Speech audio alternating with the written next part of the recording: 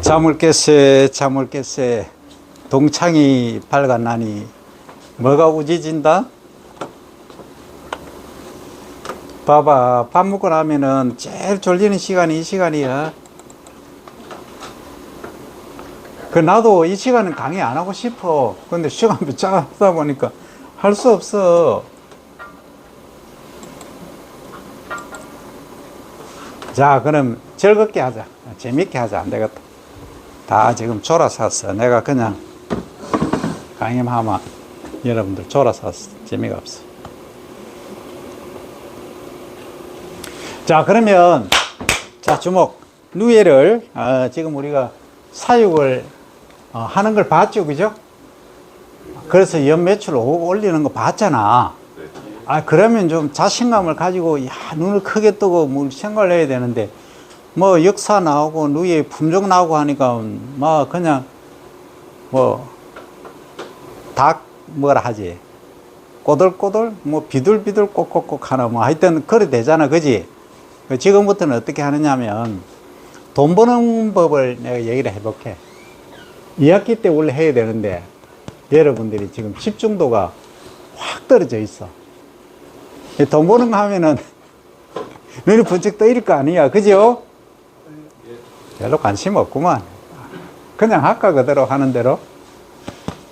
여러분들 보고 이제 졸기 시작하면 내가 돈 되는 거 딱 할게.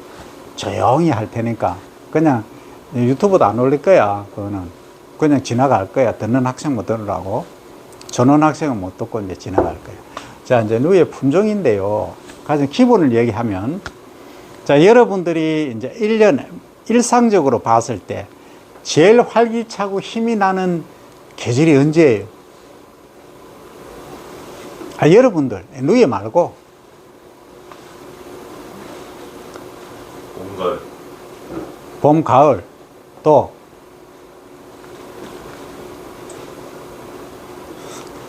대화 좀 하자. 그렇게 신나. 봄이잖아. 봄이 생동하잖아. 모든 만물들이 소생을 하고 새롭게 태어나고 월동하는 애들이 자라나잖아, 그죠? 네. 그 새싹의 모든 영양소가 다 있잖아. 새싹 보리부터 시작해서 쑥 뭐 모든 것들이 지금 목련 폈지, 이제 벚꽃 필 거지, 매화 지금 피어 있지. 지금 완전히 들녘에 가면 한 일주일쯤 지나면은 뭐 화사하게 변해 있다 이 말이야, 그죠? 그 생동하는 게 봄이다 이 말이야. 생동하는 게. 그 누이의 입장에서 보면 누이도 생동하고 가장 활기찬 게 언제일 것 같다? 당연히 봄이다 이 말이죠. 그럼 봄인데 그럼 누이가 가을도 키우는 게 있나? 그럼 여름에 키우는 것도 있나 하는 이제 질문이 들겠죠. 있다는 얘기라. 있으니까 그 얘기를 하겠죠. 봄 누에가 가장 강하고 품질이 가장 좋다 이 얘기를 하고 싶은 거예요. 그러면 실제 누에가 봄에 태어난 애들이 제일 활력이 좋아서 그러느냐, 여름 거나 가을 거보다, 아니면은 새싹이 돋아나는 뽕잎이 봄에 좋아서 누에가 건강하게 잘 크고 품질이 좋으냐, 이걸 갖고 얘기를 해봐야 돼, 그죠? 근데 양자라 둘 다 그래. 둘 다 뽕잎의 품질도 봄께 가장 좋고 누에도 봄에 태어나는 게 가장 활력이 좋다 이 얘기입니다.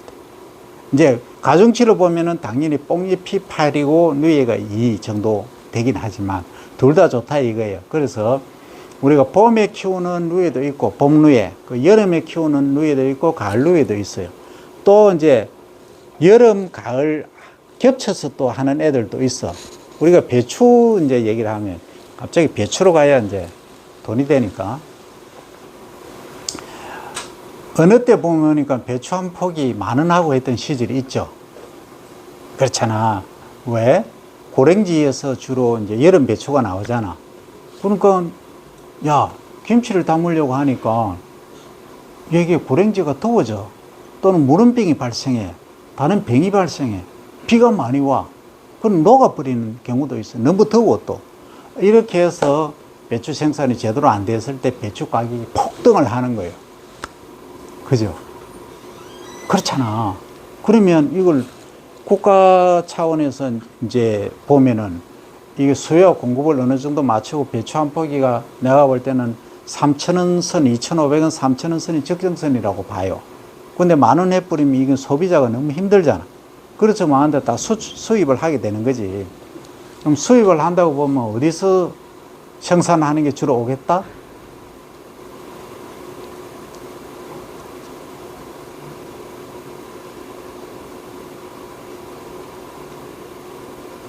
우리는 주로 생산하는 게 어디서 생산해? 대관령이나 위도가 높은 데서 생산하잖아.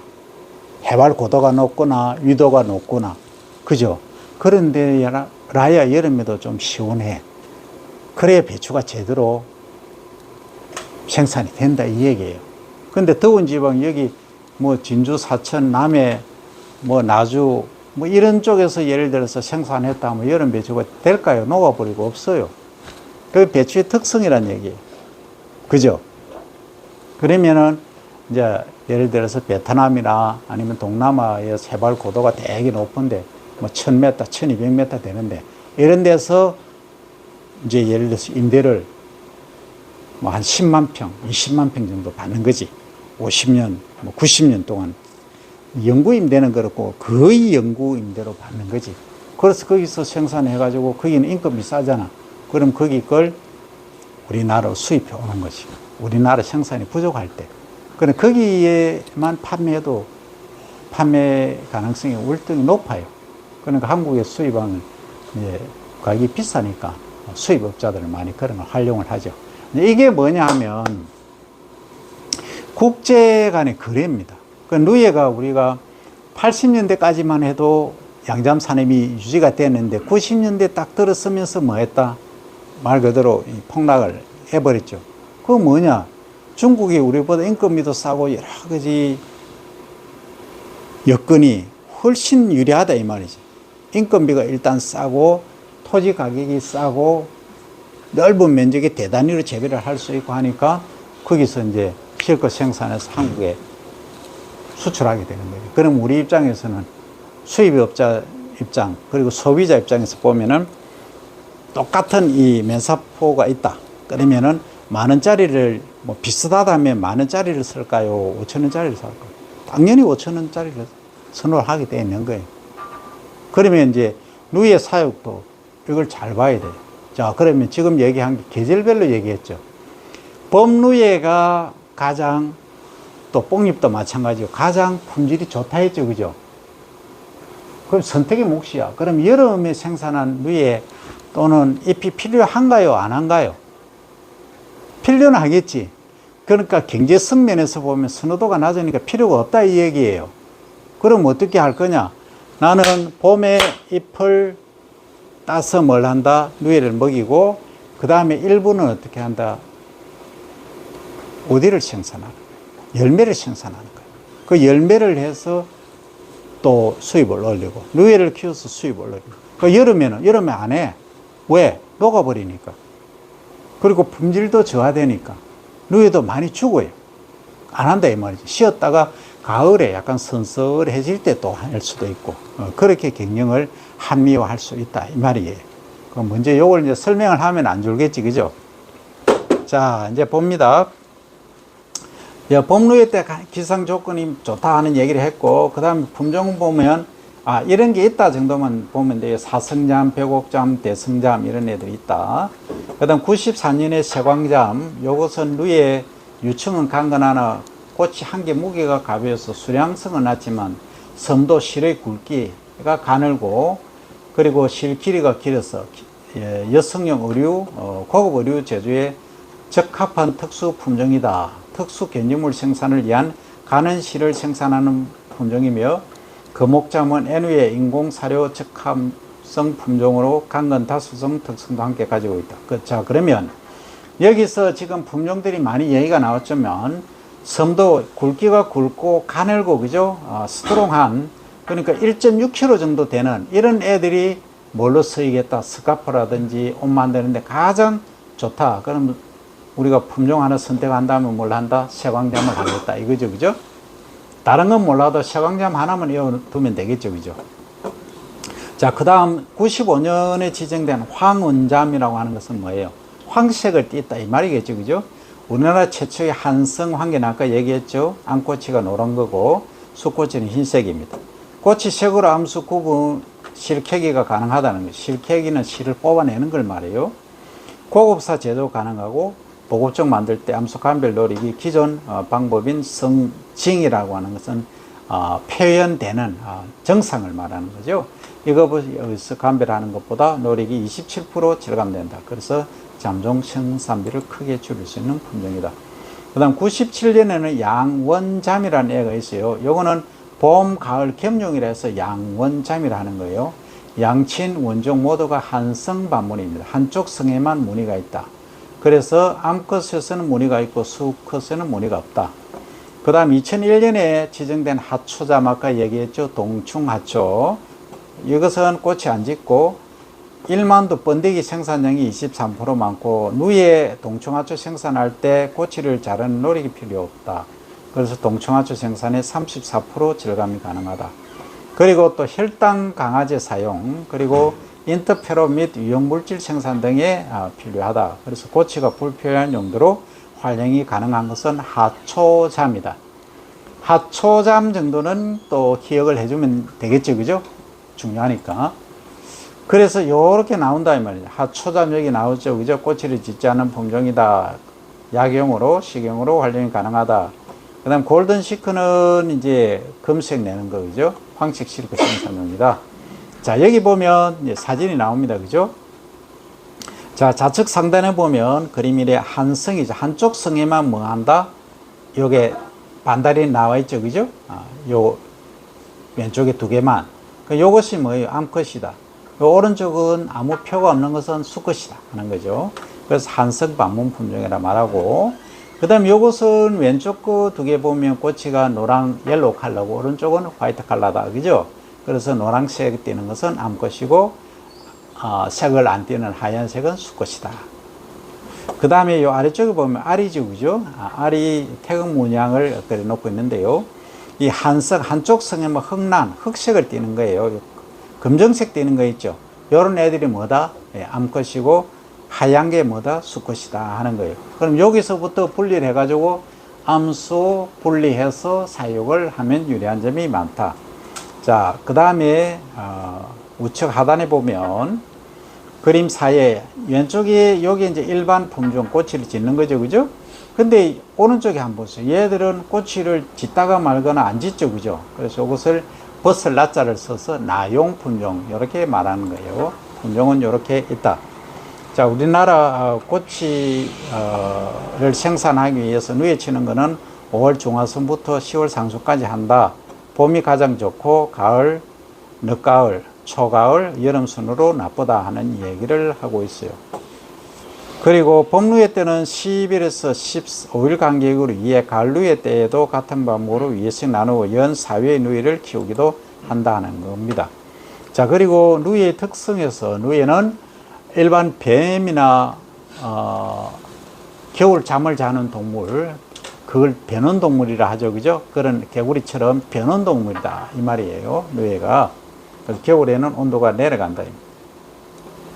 자, 이런 말이 있어요. 여름, 가을 누에 때는 누에의 먹이로 이용할 뽕잎의 질이 봄에 비해서 나쁘다 하는 얘기를 했었죠, 그죠? 자, 그 정도로 하고. 자, 그러면 여름, 가을 누에의 품종 특성 보면, 자, 누에의 실용 형질을 크게 보면 누에의 강건성, 얼마나 스트롱하냐, 그리고 꽃이 질이 좋냐 나쁘냐로 나눌 수 있다는 거죠. 자, 그래서 여기서 보면 정견중, 견청중, 꽃이 청 비율, 이런 견청 비율이라고 합니다. 그래서 이것은 정견중은 뭐냐, 꽃이 한 개 무게를 말하고, 꽃이 청 무게는 견청중이에요. 요거는 실 무게를 말하는 거죠. 그 다음에 꽃이 청 비율은 견청 비율, 그러니까 전체 무게에 대한 실의 무게, 이렇게 이해를 하시면 됩니다. 그래서 이제 이걸 보면 꽃이 무게가 무거우면 무거울수록 요게 실크의 무게는 줄어들고, 이게 반비례 관계에 있다, 역상관 관계를 보인다, 이렇게 이해를 하시면 됩니다. 자, 이제 누에에 있어서 갖춰야 될 요건, 첫째는 화용 비율이 높아야 된다. 아까 얘기했죠, 그죠? 그래서 이것은 뭐냐 하면 화용 비율은 번데기 되는 율이 높아야 된다, 이 얘기입니다. 전체 100마리에서 번데기가 30마리 되면 의미가 없다. 적어도 90마리 이상 돼야 된다. 살아남는 비율. 그래서 이걸 화용 비율이라 한다. 이걸 높이기 위해서는 어떻게 해야 되느냐 하면, 아까 우리가 전화를 해봤지만 안 웃으면 좋겠다 하죠, 그죠? 왜? 균을 가지고 다니니까. 예를 들어서 이제 구제액이 발생했다 하면은 차량 이동 부자연스럽죠? 똑같아요.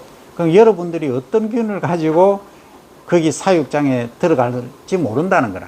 그래서 이렇게 출입을 허용을 안 해요. 왜냐하면 그분들이 한번 피해를 입으면 매덕이 피해를 입기 때문에 그냥 뭐 조그맣게 해서 하는 것 하면 몰라도 이게 대량 사육을 하기 때문에 외부 민간인의 출입을 허용하지 않는다는 거죠. 그 다음 경험이 부족하거나 사육시설이 좋지 않은 농가는 유충이 강간하지 못하면 사육을 거르치기 쉽다. 그리고 이거예요. 이 곤충을 할 때는 예방이 최우선이지 치료는 없습니다. 나중에 군뱅이 할 때도 하겠지만 치료제가 없어요. 한번 감염되면 이미 정으로 또는 징으로 바깥으로 표현되면 안에 전부 감염 다 된 거예요. 그래서 이거는 치료제가 없다. 그래서 이렇게 말합니다. 에이즈라고 합니다. 에이즈. 바이러스는. 여기서는. 그만큼 치료가 불가하다. 지금 뭐 그거 하지만 에이즈가 치료제가 있죠. 그죠? 여기서는 누에는 일단 그렇게 부른다. 그리고 사육 온도가 30도씨, 그 다음 습도가 90%가 넘는 극단의 불량 환경. 그러니까 고온다습이죠. 이런 환경. 수년 동안 질소질 비료만 정상의 2배 이상 준 불량풍. 그러니까 잎만 무성하고 하는 그런 경우죠. 그죠? 이런 극단적인 환경에서 누에를 길러봐서 테스트를 하는 거예요. 그런데도 잘 살아남는다. 건강하다 하면 얘는 아주 스트롱한 애가 되는 거예요. 이런 것들을 이제 종충으로 선다 이 얘기입니다. 또 품종 만들 때도 마찬가지고. 그 다음에 따라서 일반 상태에서 화용 비율이 높고 불량 환경에서도 화용 비율이 높아야만 여름 가을 누에 품종의 조건이 된다. 자, 두 번째는, 첫 번째는 화용 비율, 그러니까 누이의 꼬치를 많이 생산해야 되고, 두 번째는 수량성이 높아야 된다. 농가의 수입성이 결국은 뭡니까? 수량성이죠, 그죠? 그래서 수량성이 높은 게 가장 좋다. 그래서 그 하나는 화용 비율은 높으나 전견중이 가벼운 경우이고, 다른 하나는 화용 비율은 낮으나 전견중이 무거운 경우를 이렇게 비교한 거예요. 자, 예를 들면 이거예요. 꼬치 수량이 상자당 45kg이다 할 때 내용상으로 화용 비율이 100% 2만 마리인 경우, 그리고 전견중이 2.25, 전체 무게가 2.25g인 것과, 그러면 2만 곱하기 2.25는 45kg가 되죠. 그리고 화용 비율이 자 90%, 그러니까 100%가 아니고 90%만 꼬치를 짓는다는 거죠.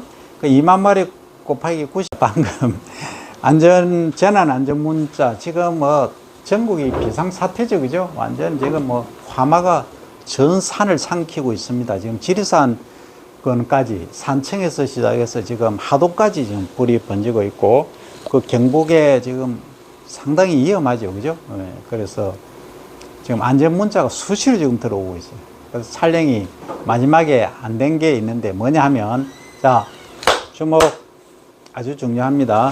자, 누에를 사육할 때 수량성이 높아야 돼, 일단. 그죠? 우리가 배를 재배할 때도 수량이 양이 많아야 되잖아. 그래서 소위 전견중, 꼬치 무게가 일단 높아야 돼. 커야 돼, 일단. 근데 이제 전체 무게가 큰 것도 중요하지만 꼬치의 무게에서 실의 무게 있죠. 바깥 껍질 있잖아요. 집의 무게. 요게 높아야 돼. 그죠? 요게 핵심이에요. 그러면은 통상적으로 요 무게가 큰 것들은 이제 화용 비율, 소위 누에에서 집을 짓는 애들의 비율이 통상적으로 낮아요. 그 무게가 조금 적게 나가면 비율이 높아요. 참 재미있지? 재미없나? 그 자연이 이치예요. 하나가 좋으면 하나가 나쁜 거예요. 그래서 이런 것들을 봤을 때 이제 불량 환경 조건이 이제 주어질 때, 자, 이거예요. 지금 저기 스크린에 잘 나오는지 모르겠는데, 자, 화용 비율이 100%, 그러니까 전부 다 누에가 오랭에서 꼬치를 다 지은 거예요. 정견중이 무게가 2.25고, 요거는 화용 비율이 90%인 것은 2.5g이에요. 이게 0.25g이 높죠, 그죠? 이런 경우 전자 같은 경우에는 이 봄에 칠 때 좋다. 요 후자는 무게가 무거운 것, 이런 애들은 봄, 가을에 좀 불량 환경에 사용하는 것이 좋다 이 얘기입니다. 그죠? 요게 이제 녹화가 안 됐어요. 이제 양자막 제 10강으로 갑니다. 그 다음에 또 있다. 자, 두 번째 이제까지 얘기했고, 세 번째는 첫 번째 화용 비율이 높아야 되고 수량이 높아야 되고 했죠.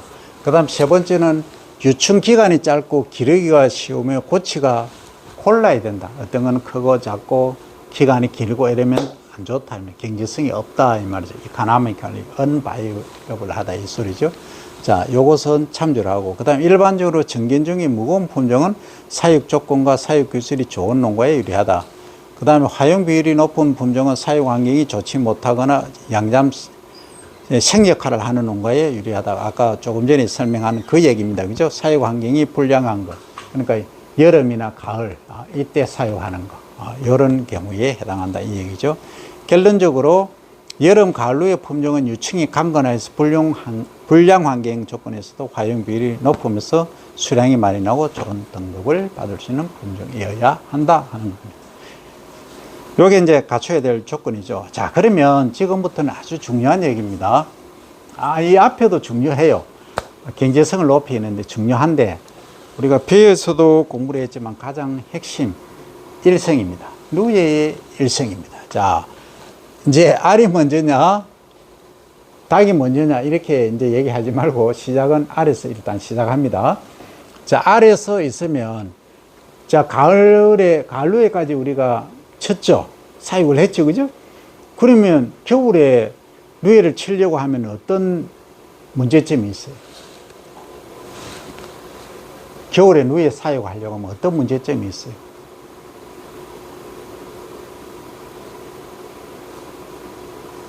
자, 그러면 뽕잎은 언제 나옵니까? 계절별로 보면, 달로 봅시다. 달로. 4월달쯤 돼야 뽕잎이 나오잖아.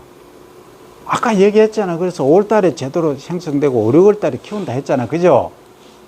그러면 가을 되면 어떻게 돼요? 10월, 11월 되면 낙엽이 지죠? 그 잎이 없는 거야. 그럼 나는 겨울에 한번 키워볼란다 해서 키우다 보면 뭐가 부족해요? 뽕밭에 가보니까 뽕잎이 없어. 그럼 얘를 굶겨 죽이는 거야. 그죠? 그리고 또 얘들이 자라는 사육 온도가 있잖아. 25를 기억하라 했죠. 그죠? 그러면 겨울에는 보통 일반적으로 뭐 산골에서 사육하다 보면 뭐 5도, 뭐 6도 실내라도 그렇게 내려가 버린다. 그럼 다 죽어버린다. 월동을 시켜야 돼. 그죠? 그래서 여기 휴면안이라는 게 이 말이에요. 휴면안. 잠을 재운다 이 말이에요. 겨울에 잠 재우고 나서 깨우는 날 여기에. 그러니까 일단 나방이 알 났는데 일단 아래서 시작합니다. 그러면 휴면한 거하고 휴면 안 한 거는 뭐예요? 그러면 봄에 한번 사육하고 이제 여름이나 가을 후에, 그죠? 요 누에를 할 때는 그냥 겨울이 아니니까 어느 정도 온도가 맞으니까 바로 사육을 시작할 수 있는 2단계, 3단계로 갈 수 있는 걸 말하는 거예요. 그럼 겨울에 쉬면 냉장고 속에 넣어뒀다가 이 알을 서서히 이제 온도를 높여가면서 부화를 시키는 거지. 알을 깨기를 하는 거죠. 그러면 요 기간이 보통 11일에서 14일, 약 2주간 걸리더라 하는 얘기예요. 휴면한 거. 겨울잠을 잔 거죠. 그죠? 네, 냉장고에 넣어뒀던 겁니다. 그러면 요 상태로 되고, 요 휴면 안 한 것은 9일에서 12일 정도니까 어때요? 요게 조금 한 2일 정도 좀 적게 걸리죠. 그죠? 부화하는데 말입니다. 이해되죠? 자, 그리고 나서 여기서는 이제 부화를 하는데 이런 거예요. 얘가 나올 때는 개미처럼, 이 알이 있으면 개미처럼 이렇게 새카맣게 나와. 이게 지금 색깔이 약간 뭐 흰색이 있는데 개미처럼 그래 새카매 이렇게 나와. 이거 부화라고 해요. 그럼 요게 알을 뚫고 나오면 이제 일령이 되는 거예요. 얘가 일령. 그 다음에 또 이제 여기서 잠을 한번 자. 껍질을 벗는 애 탈피란다. 그럼 일령이 돼. 그럼 여기서 다시 껍질을 한번 벗는다. 잠을 자죠. 그럼 삼령이 되고 또 한번 잠을 자서 껍질 벗으면 사령이 되고 또 한번 잠을 자고 껍질 벗으면 오령이 되는 거예요. 오령. 여기 오령이죠. 그죠? 근데 오령인데 오령에서 한 일주일 정도 지나면 아까 뭐 한다 했어요. 실을 토해낸다 했죠. 그죠? 토사장면. 그래서 실을 토해서 뭐 한다? 자기 집을 짓는다. 그걸 고치란다. 그죠? 그럼 그 고치 속에서 자기가 이렇게 기어다니다가 뭐가 된다? 번데기가 되는 거예요. 번데기가 됐다가 나중에 이렇게 나방이 되어서 암수가 되어서 겸이 짝짓기를 하고 자기는 죽어요. 알을 놓고. 그게 이제 누이의 일생이에요. 근데 시기적으로, 시기라기보다는 시간적으로 보면, 자, 알에서 해가지고 여기 10일 정도 일단 봅니다. 머리 아프니까 10일하고 여기 3일하고 13일, 15일, 18일, 23일, 30일. 그죠? 그 다음에 34일. 그 다음에 10일, 44일. 44일 하면 일생이 완성이 되는 거예요. 미니멈으로 잡았을 때. 그러니까 44, 5일 정도 되면은 한 일생을 마감을 하는 거예요. 그 길게 보면 어때요? 여기 맥시멈으로 14일 본 다음에 14 하고 18, 21, 25, 31, 39, 44, 54, 59일, 약 2달. 맥시멈으로 잡았을 때. 이렇게 걸린다. 그래서 우리가 사육자적인 입장에서 보면 동일한 견사, 그러니까 고치량을 이제 실크를 생산한다고 가정하면, 지금은 실크 생산이 목적이다라고 가정하면 그 실크를 생산하는데 59일 걸리는 애하고 44일 걸리는 애하고 어느 걸 하겠어요? 15일이나 차이 나면. 2주간 차이 나는데. 당연히 기간이 짧은 게 좋잖아. 경제적이잖아. 그 1년에 몇 사이클 돌릴 수 있잖아. 그죠? 그래서 휴면 안 시키고 그냥 계속 돌릴 수 있는 거죠. 그런데 여름에도 만약에 고온다습, 뭐 35도나 이렇게 안 올라가고 한 25, 6도 유지가 되고 습도가 90% 안 넘어가고 한 70%, 65% 이렇게 유지가 된다면 어때요? 비휴면 해서 1년에 여러 사이클을 돌릴 수 있겠죠. 그럼 우리가 목적으로 하는 뭐예요? 지금 여기서는 여기서 꼬치를 생산하는 걸 목적으로 하지만, 그죠? 실크가 목적이지만, 지금은 과거에 실크 있는 산업에서, 양잠 산업에서 지금은 어떤 산업? 먹는 거, 바르는 거, 그죠? 그 다음에 뭐, 의료용까지 지금 가고 있다. 그러면 어느 걸 원하느냐? 여기까지. 이건 왜? 오령 한 4, 5일. 요 사이. 요게 가장 당뇨 치료제로도 가장 효과가 좋다 이 얘기예요. 그리고 기능성 물질들이 이게 많다 이 말입니다. 요 실에 사실은 핵심이 있는 거예요. 그 실을 내뱉어 보면 실크가 되지만 내뱉기 전에 핵심이다. 그리고 아까 순누에 있잖아. 누에 번데기. 얘가 아까 뭐 비멋이 있다 했죠, 그죠? 예. 요런 걸 활용을 할 수 있다. 이 얘기입니다. 자, 누의 일성 여러분들이 꼭 기억을 해야 됩니다. 이건 뭐 절대 기억을 해야 되겠지. 더 이상 강조 안 합니다. 자, 이제 지금부터 자세히 그림을 봅니다. 자, 누에 보면 누에 알입니다. 여기 이 뽕잎에 알들이 쫙 설어 있죠, 그죠? 예. 요렇게 길이는 한 1m, 폭이 1m, 1.3m. 약간 납작합니다. 0.5mm 높이가 그렇습니다. 알은 산란 후에 일간은 노란색을 띠고 있지만 점차 흑갈색으로 이렇게 변하죠. 그죠? 그 다음 이듬해 봄이 되면 부화한다. 아까 얘기했죠. 그죠? 아까 부화한 유충은 여기죠. 새카맣죠. 그죠? 개미처럼 이렇게 해서 개미누에다 이렇게 말합니다. 그래서 개미누에라고도 말하고 일령이라고 말해도 관계는 없어요. 자, 그러면 이제 유충, 갓 태어난 유충은 아까 1년은 먹이 활동을 안 합니다. 먹지를 못해요. 이제 여기 2년부터 밥을 먹어요. 뽕잎을 먹는다는 얘기죠. 그래서 냄새로 얘들은 뽕잎 위치를 알아차리고 부드러운 뒷면부터 여기 뒷면부터 뽕잎을 먹는다. 한 2일 정도 뽕잎을 먹고 나면 체격이 커집니다. 그래서 강모, 털 간격이죠. 간격이 넓어서 유충이 휘어진 것처럼 보입니다. 원래는 새까맣던 것들이 이렇게 휘어진 것처럼 보입니다. 이게 이제 그 간격이, 그러니까 이게 몸집이 커졌다 이 얘기입니다. 그래서 이렇게 희게 보인다 이 말이죠. 그 다음에 마치 자고 있는 것으로 보이므로 이것을 첫잠, 잠을 자고 껍질을 벗는다. 그래서 이걸 부화 이렇게 말합니다. 아까 얘기했고 이때 체장은 길이는 한 7mm 정도가 됩니다. 그죠?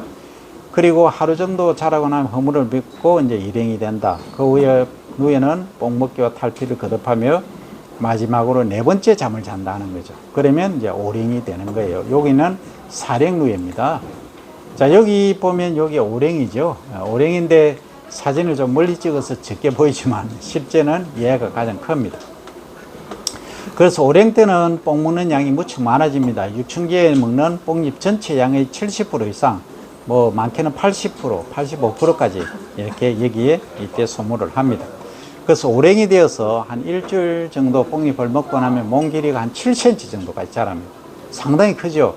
그래서 체중은 6g 정도 되고 이때 개미누에 때 0.5mg입니다. 1g에 비하면 0.5mg이면 1000분의 1이죠. 그죠? 1000분의 1g, 1g이니까 한번 생각해 보세요. 완전히 이건 뭐, 그 눈곱만 한 데서 이렇게 자라는 거예요. 약 10,000배의 증가를, 무게로.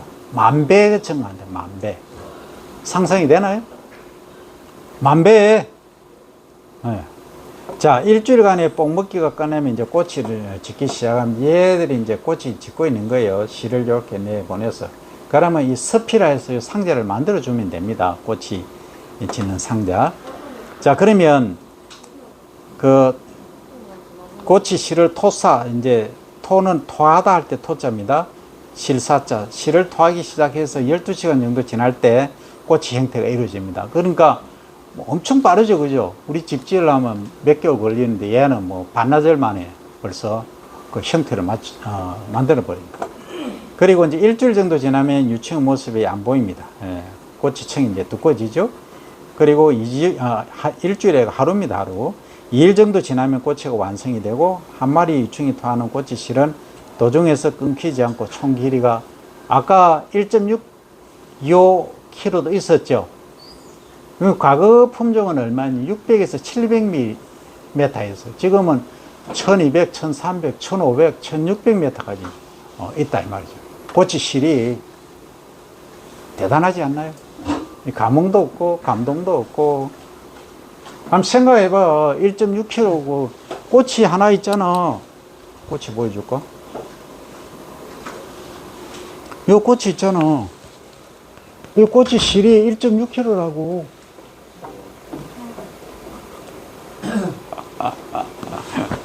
이 감동 좀 하자. 1.6kg 실이면 어마어마하잖아. 근데 이제 여러분들 거미 한번 생각해 봐요. 거미 생각해 보면 얘가 거미줄을 빗자루로 쏙 썰었는데 그 다음날 되니까 어때요? 다시 또 거미줄을 쳐. 그 거미가 거미줄 치는 거 보면은 노벨상을 줘도 아깝지 않을 정도로 멋지게 칩니다. 한번 걷는 가서 이렇게 지그재그로 멋지게 칩니다. 근데 얘는 이제 조금 다르긴 해도 어쨌든 이렇게 해서 꼬치를 만든다는 거예요. 무게가 알에서 비해서 이 5, 6일 정도 지나면 10,000배가 성장한다는 얘기. 얘가 아까 얘기 안 했는데 지난 시간에 했나? 성충이 암컷이 알을 놓으면은 500개를 낳아요. 그것도 감동도 없지. 하여튼 그 알 놓고 나서 죽어. 그 일생이 끝나는 거야.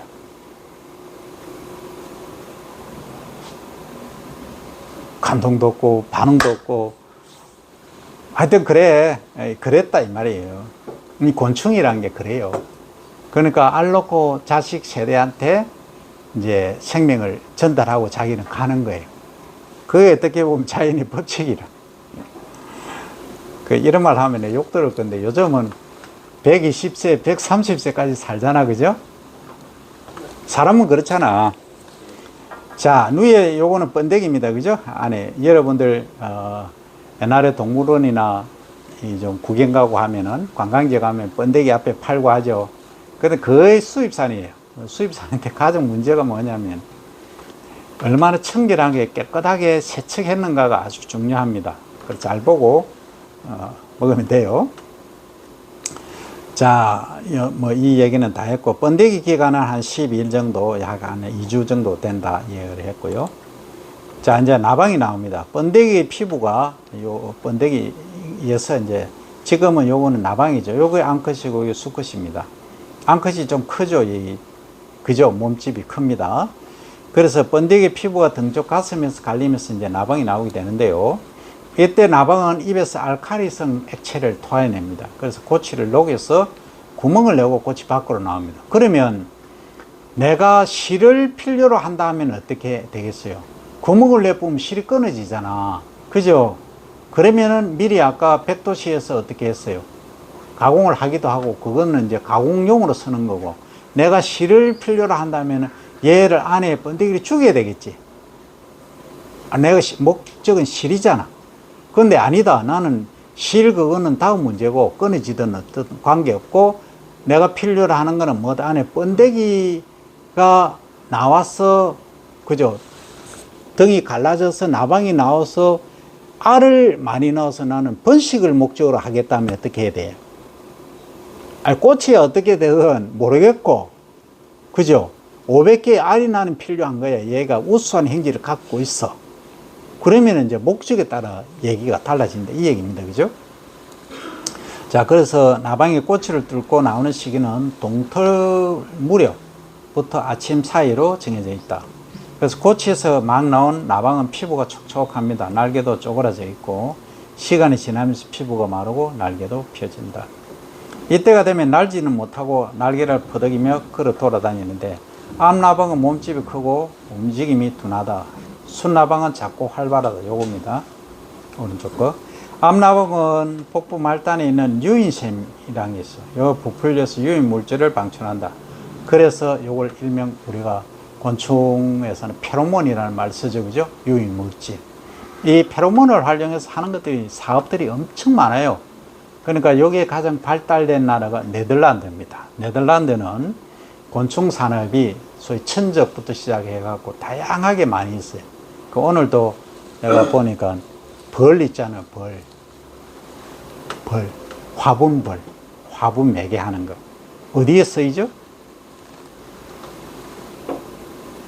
시설 재배하는데 고추, 뭐 토마토, 가지 전부 수정을 누가 시켜요? 벌이 하잖아. 그죠? 그 나비를 안에 키울 수는 없잖아. 그건 호박벌이라든지 여러 벌들이 있어. 그러니까 어떤 분들은 그게 한 통에 이제 6만 원 정도 하거든. 그러니까 그 벌들을 사육하는 기술을 또 배우고 싶다 해서 하는 분들도 계시고 다양하게 있다. 그게 뭐냐? 농산업에서 할 분야다. 이 말이에요. 여기 이제 교미하는 장면이에요. 그래서 교미를 전해서 암수, 나방 모두 갈색 오줌을 눕니다. 이것은 번데기 시기에 몸 안에 축적된 노폐물이 배출이 되는 겁니다. 교미는 오후 늦게까지 수시간 합니다. 그래서 당일 저녁에 산란을 시작합니다. 그날 저녁에 이제 알을 놓기 시작해서 밤 사이에 산란을 마칩니다. 그래서 암나방은 복부 말단으로 산란 장소를 더듬어 알이 중복되지 않도록 산란을 합니다. 산란수는 약 500개다. 이와 같이 누에 나방은 새로운 생명을 알에게 전달하고 일생을 마칩니다. 누에의 일생이었습니다. 감흥도 없고 불상치도 않나.